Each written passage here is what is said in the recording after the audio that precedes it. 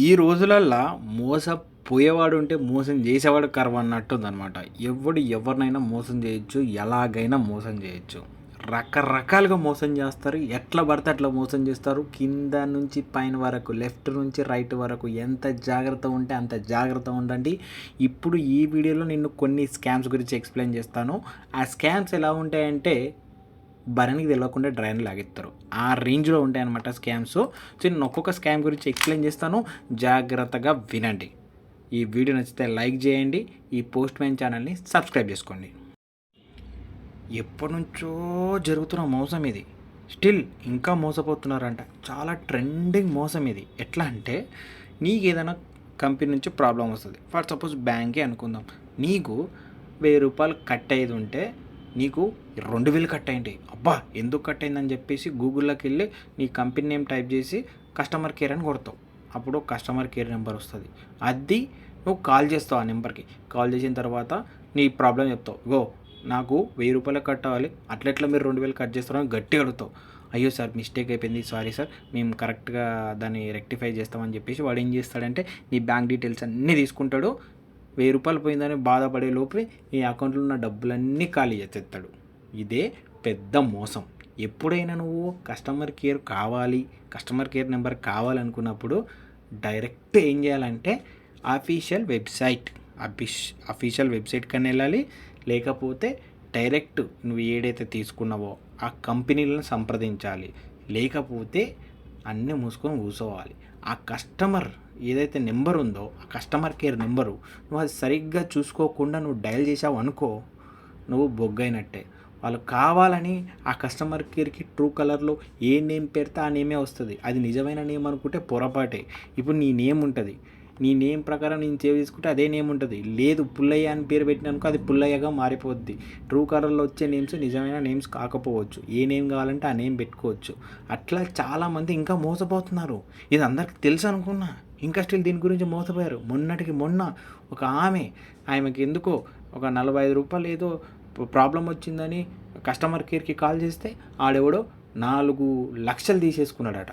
ఇది జరిగింది. అందుకనే మళ్ళీ ఒకసారి గుర్తు చేస్తున్నాను, ఎవరైనా మీరు కస్టమర్ కేర్ నెంబర్కి కాల్ చేయాలనుకుంటే అఫీషియల్ కస్టమర్ కేర్కి సంప్రదించండి. ఇంకో పెద్ద మోసం ఏం తెలుసా? ట్రేడింగ్. అయితే మనకు ట్రెడిషనల్ ట్రేడింగ్ ఏంటంటే రూపాయి పెడితే ₹1 పెరిగేది చాలా కష్టం, అతి కష్టం. చారణ కూడా పెరగదు. చారణ ఏందరా? చారల సగం ఎంత? 25 పైసల సగం, అది కూడా పెరగదు.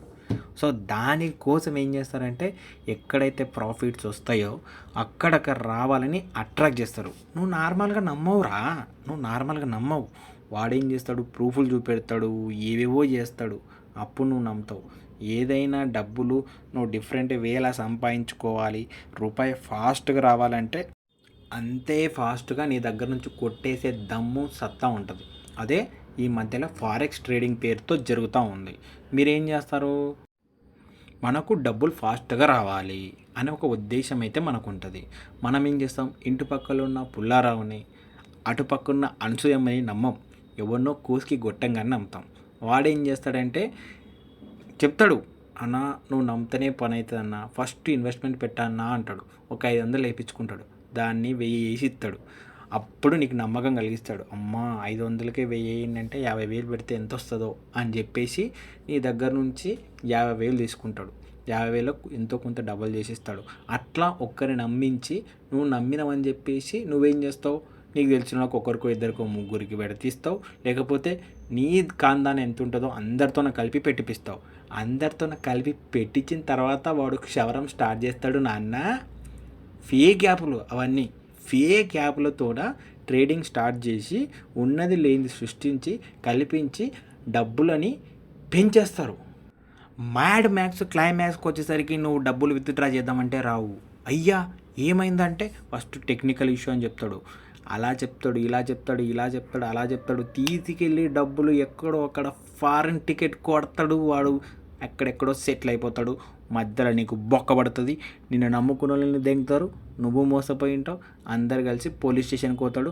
పోలీస్ స్టేషన్లో పోయి కంప్లైంట్ ఇస్తే వాని పోలీసులు అస్సలు పట్టుకోలేదు. వాడు ఐబొమ్మ రవి అంత ఈజీగా దొరకడు నీకు. ఎందుకంటే వాడు ఒకసారి మోసం చేసి ఫిక్స్ అయిందంటే ఇంకా విదేశాలకు వెళ్ళిపోతాడు. లక్కీ భాస్కర్ లాగా ఇంక అయిపోయా, విదేశాలకు వెళ్ళిపోతాడు వాడు, ఇంకా మళ్ళీ రాడు రిటర్న్. సో ఒక్కసారి ఎవరైనా నమ్మే ముందు మన ఇంటి పక్కలోలా, ఇంటి వెనకలోలా, అటోలా ఇటోలా నమ్మండి. అంతకుమించి ఇంకో స్టెప్ వ్యక్తి అయితే అస్సలు నమ్మకండి. వాడే కళ్ళ ముందర చేస్తుంటే వాడే ఇన్ఫర్మేషన్ కాదాబా, కన్ఫర్మేషన్, కళ్ళతో కన్ఫర్మేషన్ చేసిందే నమ్మండి. అంతకుమించి ఒక్క అడుగు దూరంలో నెక్స్ట్ పర్సన్కి వెళ్తుంది, థర్డ్ పర్సన్ ఇన్వాల్వ్ అవుతుందంటే దెంగేరా పూక అనండి. ఈరోజైతే ఈ 2 స్కాములతోనే సరిపెట్టుకోండి. ఇంకా నేను చెప్తా ఉంటాను. చెప్పాలంటే మీరు బూస్ట్ ఇవ్వాలి. మరి ఈ వీడియోకి లైకులు చేయాలి, ఈ ఛానల్ని సబ్స్క్రైబ్ చేసుకోవాలి. ఈ పోస్ట్ మ్యాన్ ఎప్పుడు మీకోసం పనిచేస్తాడు. Please do subscribe.